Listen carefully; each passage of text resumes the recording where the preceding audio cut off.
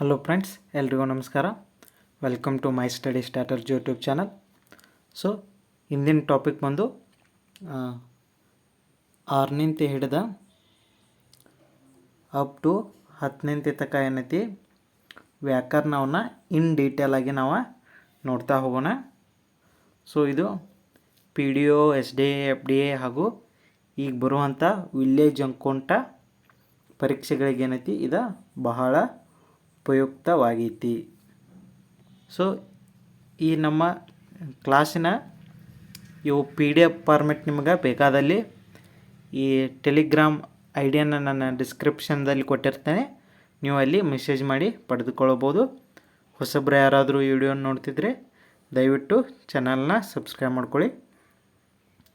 So ಮೊದಲಿಗೆ ವರ್ಣಮಾಲೆ. So ವರ್ಣಮಾಲೆಯಲ್ಲಿ ಕನ್ನಡದಲ್ಲಿ ಒಟ್ಟು 49 ಅಕ್ಷರಗಳಿವೆ. ಇವುಗಳನ್ನು ವರ್ಣಗಳೆಂದು ಕರೆಯುತ್ತಾರೆ. ಈ ಅಕ್ಷರಗಳ ಕ್ರಮಬದ್ಧ ಜೋಡಣೆಗೆ ವರ್ಣಮಾಲೆ ಅಂತ ಕರೀತಾರೆ ಅಥವಾ ಅಕ್ಷರಮಾಲೆ ಅಂತಲೂ ಕರೀತಾರೆ. ಸೊ ವರ್ಣಮಾಲೆಯಲ್ಲಿ 3 ವಿಧ ಬರ್ತಾವೆ. ಒಂದು ಸ್ವರಾಕ್ಷರಗಳು, ಇನ್ನೊಂದು ವ್ಯಂಜನಾಕ್ಷರಗಳು, ಇನ್ನೊಂದು ಯೋಗವಾಹಗಳು. ಸೊ ಈ ಸ್ವರಾಕ್ಷರಗಳು ಅಂದ್ರೆ ಸ್ವತಂತ್ರವಾಗಿ ಉಚ್ಚರಿಸಲಾಗುವ ಅಕ್ಷರಗಳು ಏನೈತಿ ಸ್ವರಾಕ್ಷರಗಳು. ಅಂದ್ರೆ ಯಾವುದೇ ರೀತಿಯ ಮತ್ತೊಂದು ಸಹಾಯ ಇಲ್ಲದೆ ಸ್ವತಂತ್ರವಾಗಿ ಉಚ್ಚರಿಸುವ, ಸೊ ಅವಕ್ಕೇನಂತಾರು ಸ್ವರಾಕ್ಷರಗಳು ಅಂತಾರು. ಸೊ ಇವು ಒಟ್ಟು ಸ್ವರಾಕ್ಷರಗಳು ಎಟ್ಟದಾವು 13 ಅದಾವು. ಸೊ ಈ ಸ್ವರಾಕ್ಷರ ಒಳಗೆ 2 ವಿಧ ಬರ್ತಾವೆ. ಒಂದು ಹ್ರಸ್ವಸ್ವರ, ಇನ್ನೊಂದು ದೀರ್ಘಸ್ವರ ಅಂತ ಬರ್ತಾವೆ. ಸೊ ಹ್ರಸ್ವಸ್ವರ ಅಂದರೆ ಏನ, ಒಂದು ಮಾತ್ರ ಕಾಲದಲ್ಲಿ ಉಚ್ಚರಿಸಲಾಗುವ. ಸೊ ಇವುಗಳನ್ನ ಅ, ಇ, ಉ, ರು, ಎ, ಓ. ಸೊ ಈ ರೀತಿಯವನ್ನ ಒಂದು ಮಾತ್ರ ಕಾಲ, ಸೊ ಒಂದು ಮಾತ್ರ ಕಾಲದಲ್ಲಿ ಉಚ್ಚರಿಸಲಾಗುವ ಅಕ್ಷರಗಳಿಗೆ ಏನಂತಾರು ಹ್ರಸ್ವಸ್ವರ ಅಂತಾರು. ಸೊ ಇವು ಎಷ್ಟು ಅದಾವೆ, ಟೋಟಲ 6 ಅದಾವು. So next ದೀರ್ಘಸ್ವರ. ಸೊ ಇವು ದೀರ್ಘಸ್ವರ ಏನತ್ತಾವು 2 ಮಾತ್ರ ಕಾಲದಲ್ಲಿ ಉಚ್ಚರಿಸಲಾಗುವುದು. ಸೊ ಯಾವ ರೀತಿ ಅಂದ್ರೆ ಆ, ಈ, ಉ, ಎ, ಐ, ಓ, ಔ. ಹಿಂಗೆ 2 ಮಾತ್ರ ಕಾಲದಲ್ಲಿ ಇವುಗಳನ್ನ ಉಚ್ಚರಿಸಲಾಗುವುದು. ಅದಕ್ಕೆ ಇವುಗಳನ್ನ ಏನಂತಾರು ದೀರ್ಘಸ್ವರ ಅಂತಾರು. ಸೊ ಇವು ದೀರ್ಘಸ್ವರಗಳು ಎಟ್ಟದಾವು 7 ಅದಾವು. ಸೊ ಇವುಗಳನ್ನು ಕೇಳ್ಬೋದು.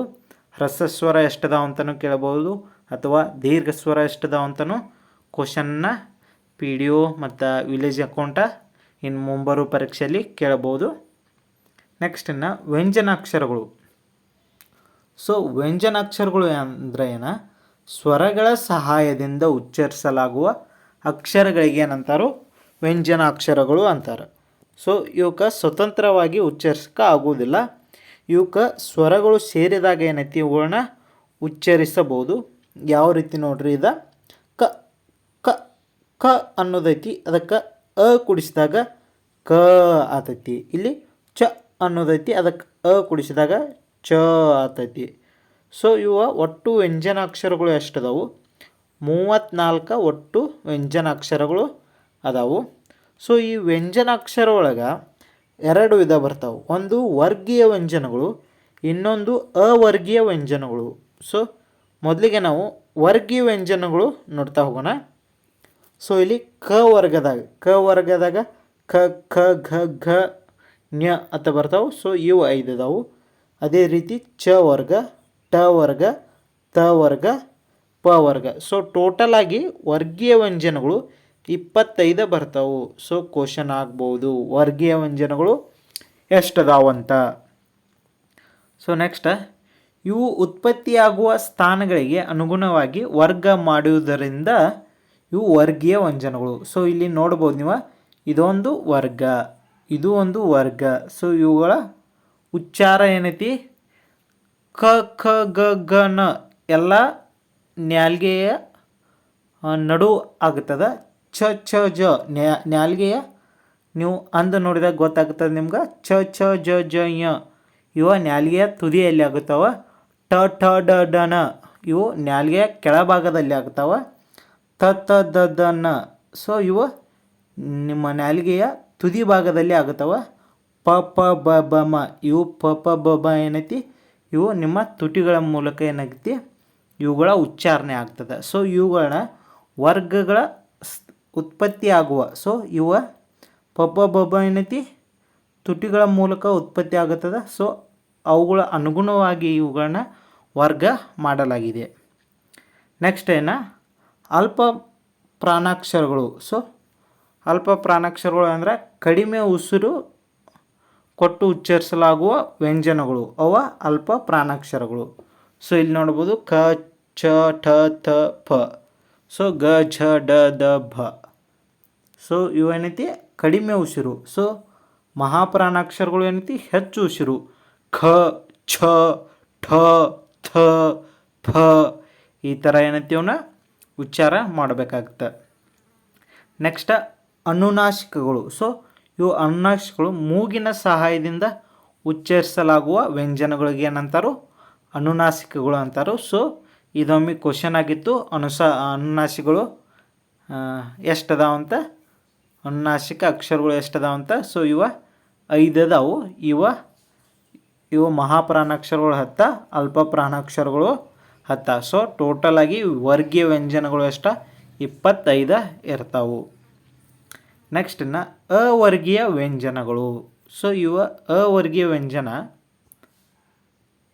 ಈ ಯ ಕಾರದಿಂದ ಳ ಕಾರದವರೆಗೆ ಏನೈತಿ ಒಟ್ಟು 9 ಅಕ್ಷರಗಳು ಅವರ್ಗೀಯ ವ್ಯಂಜನಗಳಂತ ಕರೀತಾರೋ. ಸೊ ಅವು ಯಾವ್ಯಾವ ಅಂತ ನೋಡ್ರಿ. ಯ ರ ಲ ವ ಶ ಶ ಸ ಹ ಳ. ಸೊ ಇವ 9 ಅಕ್ಷರಗಳು ಏನೈತಿ ಅವರ್ಗೀಯ ವ್ಯಂಜನಗಳು. ಸೊ ಇವು ಉತ್ಪತ್ತಿಯಾಗುವ ಸ್ಥಾನ ಅಂದ್ರೆ ಉಚ್ಚಾರಣೆ ಆಗುವ ಸ್ಥಾನ ಬೇರೆ ಬೇರೆ ಆಗುವುದರಿಂದ ಇವುಗಳನ್ನು ನಿರ್ದಿಷ್ಟವಾದ ವರ್ಗಗಳಲ್ಲಿ ಸೇರಿಸಿ ಹೇಳಲು ಬರುವುದಿಲ್ಲವಾದ್ದರಿಂದ ಇವನ್ನು ಅವರ್ಗೀಯ ವ್ಯಂಜನ ಅಂತ ಕರೀತಾರೋ. ಸೊ ಇವುಗಳ ಉಚ್ಚಾರಣೆ ಉತ್ಪತ್ತಿಯಾಗುವ ಸ್ಥಾನ ಅಂದರೆ ನಾಲಿಗೆಯ ಮೇಲೆ ಉತ್ಪತ್ತಿಯಾಗುವ ಸ್ಥಾನ ಬೇರೆ ಬೇರೆ ಸ್ಥಳ ಆದುದರಿಂದ ಇದನ್ನು ಅವರ್ಗೀಯ ವ್ಯಂಜನಗಳು ಅಂತ ಕರೀತಾರೋ. ನೆಕ್ಸ್ಟ್ ಯೋಗವಾಹಗಳು. ಸೊ ಇವು ಯೋಗವಾಹಗಳು ಎಂದರೆ ಯೋಗವಾಹ ಎಂದರೆ ಜೊತೆಗೂಡಿ ಹೋಗು.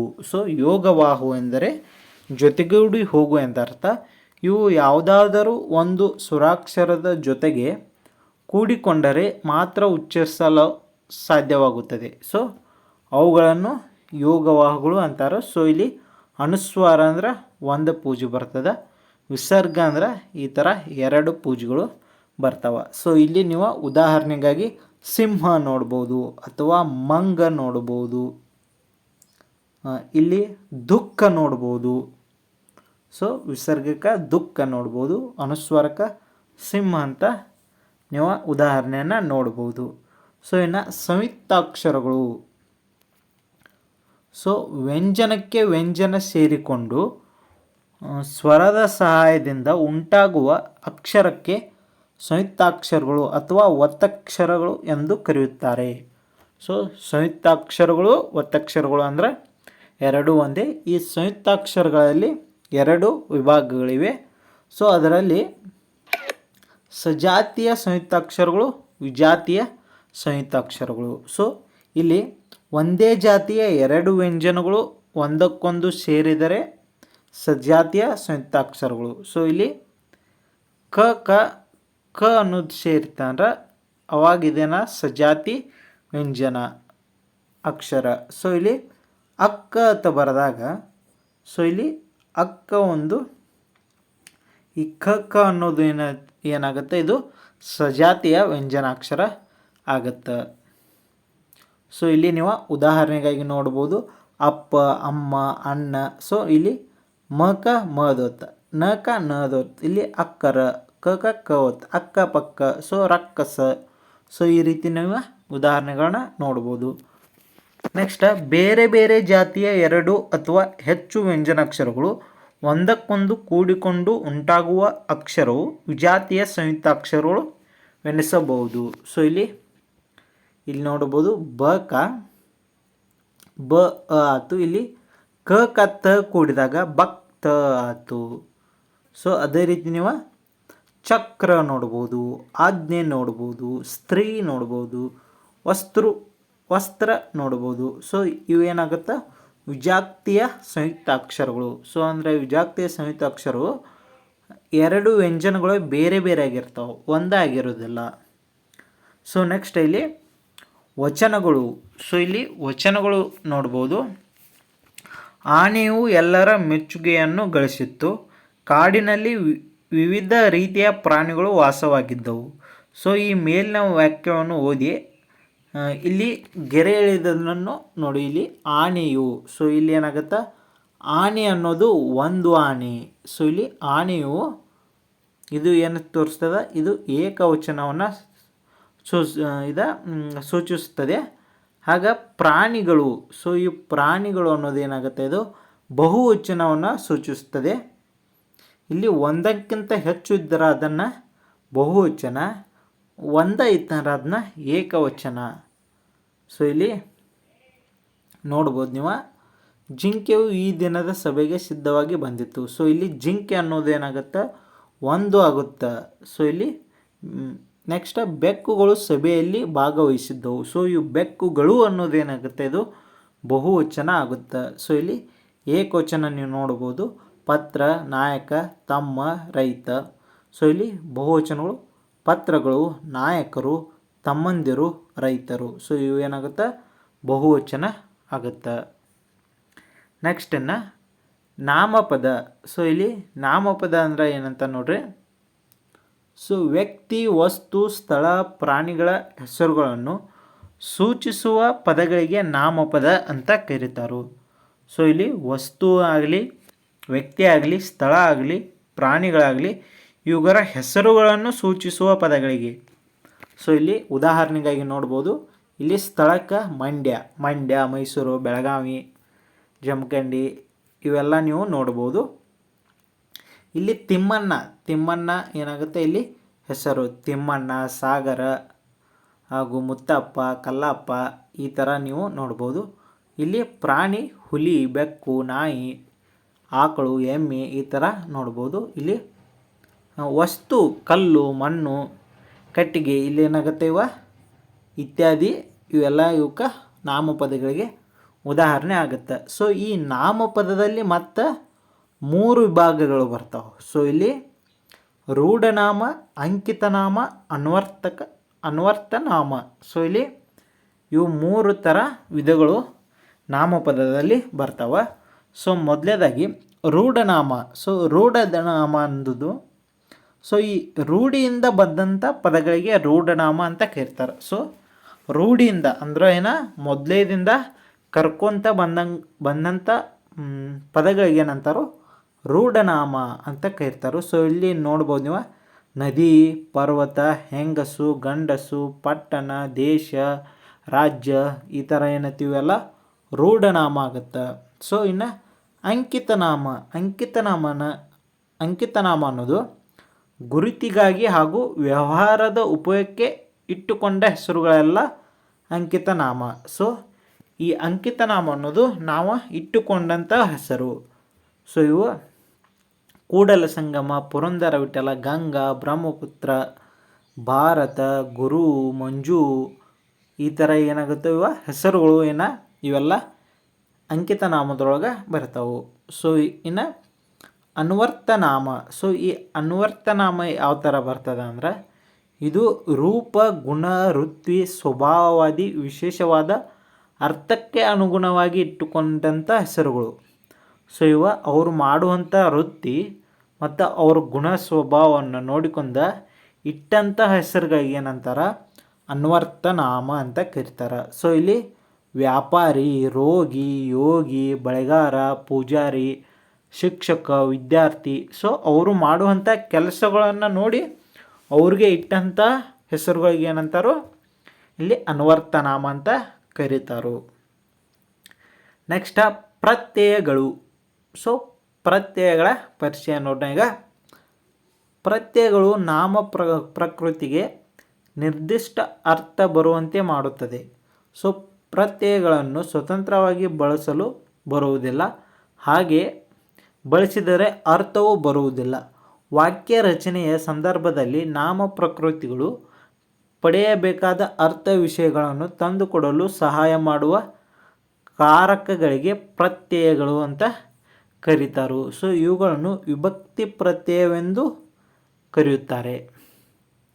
ಸೊ ಇಲ್ಲಿ ವಾಕ್ಯವನ್ನು ರಚನೆ ಮಾಡುವಾಗ ಬೇಕಾಗುವಂಥ ಕಾರಕಗಳಿಗೆ ಏನಂತಾರೋ ಪ್ರತ್ಯಯಗಳಂತಾರೋ, ಇವುಗಳನ್ನು ವಿಭಕ್ತಿ ಪ್ರತ್ಯಯ ಅಂತ ಕರೀತಾರೆ. ಸೊ ಇಲ್ಲಿ ಮನೆ ಎಂಬುದು ನಾಮಪದದ ಮೂಲ ರೂಪ, ಇದನ್ನು ನಾಮ ಪ್ರಕೃತಿ ಎನ್ನುವರು. ಸೊ ಇಲ್ಲಿ ಮನೆ ಅನ್ನೋದು ಒಂದು ನಾಮಪದ. ಸೊ ಇದಕ್ಕೇನಂತಾರೋ ನಾಮ ಪ್ರಕೃತಿ ಎನ್ನುವರು.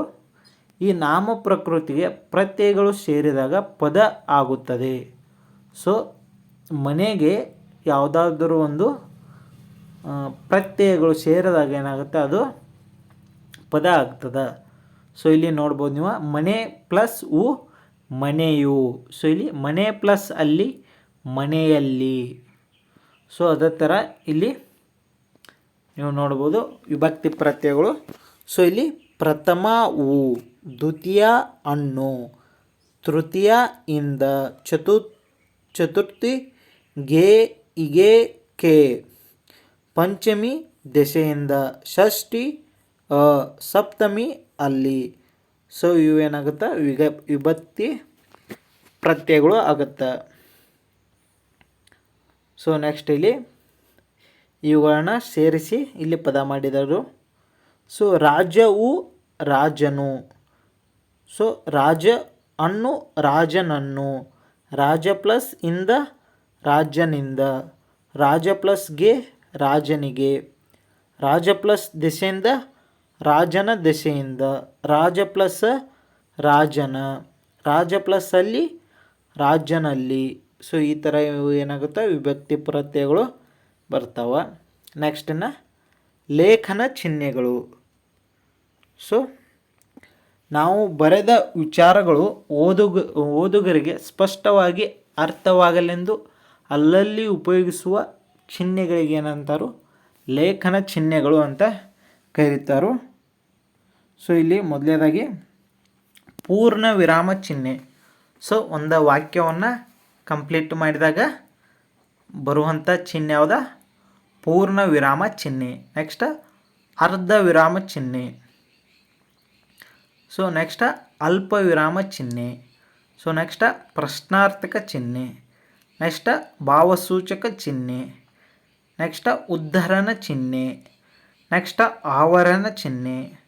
ನೆಕ್ಸ್ಟ್ ಸಮಾನಾರ್ಥಕ ಚಿಹ್ನೆ.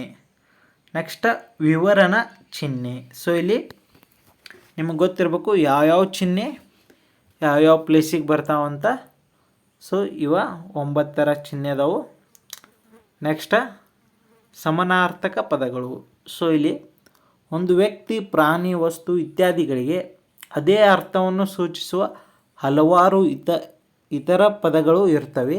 ಹೀಗೆ ಒಂದು ಶಬ್ದಕ್ಕೆ ಸಮಾನವಾದ ಅರ್ಥವನ್ನು ಕೊಡುವ ಮತ್ತೊಂದು ಶಬ್ದಕ್ಕೆ ಏನಂತಾರೋ ಸಮಾನಾರ್ಥಕ ಪದ ಅಂತ ಕರೀತಾರೆ. ಸೊ ಇಲ್ಲಿ ಕಾಯಕ ಇತರ ಸಮಾನಾರ್ಥಕ ಪದ ಏನಾಗುತ್ತೆ, ಕೆಲಸ, ಉದ್ಯೋಗ, ಕಸಬು, ಉಳಿಗ, ದುಡಿಮೆ, ಇವೆಲ್ಲ ಈ ಥರ ಸಮಾನಾರ್ಥಕ ಪದ ಆಗುತ್ತೆ. ತಂಡ ಅಂದ್ರೆ ಪಕ್ಷ, ಬಣ, ಗುಂಪು, ಪಡೆ, ದಳ, ಹಿಂಡು, ಸಮೂಹ, ಇವೆಲ್ಲ ಏನಾಗುತ್ತೆ ಸಮಾನಾರ್ಥಕ ಪದಗಳು ಆಗುತ್ತೆ. ನೆಕ್ಸ್ಟ್ ಪದ್ಮ ಅಂದ್ರೆ ಕಮಲ, ತಾವರೆ, ಅರವಿಂದ, ವನಜ, ಸರೋಜ, ಇವೇನಾಗುತ್ತೆ ಇವ ಸಮಾನಾರ್ಥಕ ಪದ ಆಗುತ್ತೆ.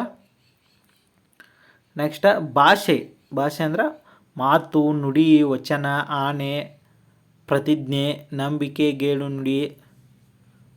ನೆಕ್ಸ್ಟ್ ಬೆಂಬಲದ ವಚನ. ಸೊ ಇವ ಏನಾಗುತ್ತೆ ಸಮಾನಾರ್ಥಕ ಪದಗಳು ಆಗುತ್ತೆ. ನೆಕ್ಸ್ಟ್ ನಾನಾರ್ಥ ಪದ.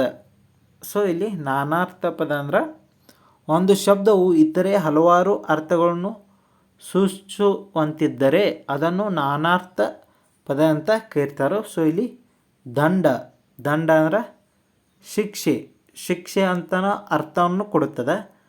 ಮತ್ತು ಶಿಕ್ಷೆ ಅಂದ್ರೆ ಅವನನ್ನು ಪನಿಷ್ ಮಾಡು. ಸೊ ಇಲ್ಲಿ ಕೋಲು, ದಂಡ ಅಂದ್ರೆ ಕೋಲು ಅಂದ್ರೆ ಕಟ್ಟಿಗೆದ ಕೋಲು.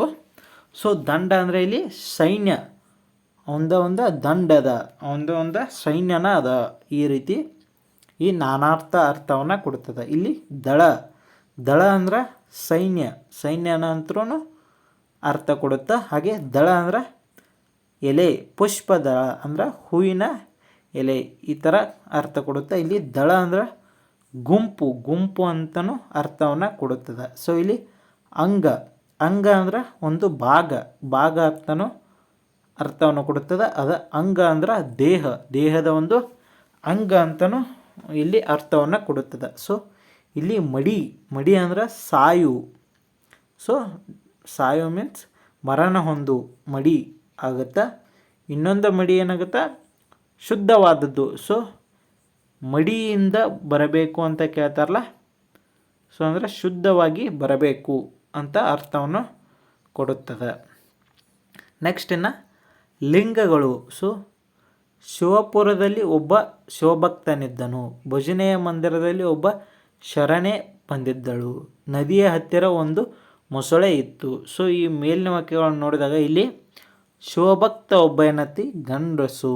ಸೊ ಶರಣೆ ಅನ್ನೋದೇನಾಗ್ತಿ ಇದೊಂದು ಹೆಂಗಸು. ಇಲ್ಲಿ ಮೊಸಳೆ ಎಂಬುದು ಇದು ಗಂಡಸು ಎಂಬುದಾಗಲಿ ಅಥವಾ ಹೆಂಗಸು ಎಂಬುದಾಗಲಿ, ಸೊ ಯಾವುದು ಅನ್ನೋದು ಇಲ್ಲಿ ಗೊತ್ತಾಗೋದಿಲ್ಲ. ಸೊ ಇಲ್ಲಿ ಏನಾಗ್ತದೆ, ಅದೇ ರೀತಿ ಇಲ್ಲಿ ಕೆಳಗೆ ನೀವು ಸೊ 3-4 ಎಲ್ಲ ಏನೈತಿ ಇಲ್ಲಿ ಎಕ್ಸಾಂಪಲ್ಸ್ ಇದಾವೆ. ಸೊ ಇಲ್ಲಿ ಏನಾಗುತ್ತೆ, ಗಂಡಸು ಅಂತ ಬಂದಾಗ ಅದು ಅರ್ಥವನ್ನು ಏನು ಕೊಡುತ್ತಾ, ಪುಲ್ಲಿಂಗ ಅಂತ ಏನಾಗುತ್ತೆ ಅರ್ಥವನ್ನು ಕೊಡುತ್ತಾ. ಸೊ ಇಲ್ಲಿ ಹೆಂಗಸು ಎಂಬ ಪದ ಬರ್ತಂದರೆ ಇಲ್ಲಿ ಏನಾಗುತ್ತೆ, ಇವ ಸ್ತ್ರೀಲಿಂಗ ಅನ್ನೋದು ಪದ ಬರ್ತದೆ. ಸೊ ಇಲ್ಲಿ ಗಂಡಸು ಅಥವಾ ಹೆಂಗಸು ಯಾವುದನ್ನೋದು ಗೊತ್ತಾಗಲ್ದಂಗಿತ್ತಂದ್ರೆ ಅವಕ್ಕೆ ಏನಂತಾರೆ, ಅವ ನಪುಂಸಕಲಿಂಗ ಅಂತ ಏನಾಗುತ್ತೆ ಕರೆಯಲ್ಪಡುತ್ತವ. ಸೊ ಇಲ್ಲಿಗೆ ಇವತ್ತಿನ ಕ್ಲಾಸು ಸಾಕು. ಮತ್ತೆ ಮುಂದಿನ ಕ್ಲಾಸ್ನಲ್ಲಿ ಭೇಟಿಯಾಗೋಣ. ಸೊ ಇನ್ನೂ ಯಾರು ನಮ್ಮ ಚಾನಲ್ನ ಸಬ್ಸ್ಕ್ರೈಬ್ ಮಾಡ್ಕೊಂಡಿಲ್ಲ, ದಯವಿಟ್ಟು ಚಾನಲ್ನ ಸಬ್ಸ್ಕ್ರೈಬ್ ಮಾಡ್ಕೊಂಡು ನೋಡಿ. ಹಾಗೂ ಈ PDF ನನ್ನ ಟೆಲಿಗ್ರಾಮ್ ID ಗೆ ನೀವು ಮೆಸೇಜ್ ಮಾಡಿ ಪಡೆದುಕೊಳ್ಳಬಹುದು. So thank you so much.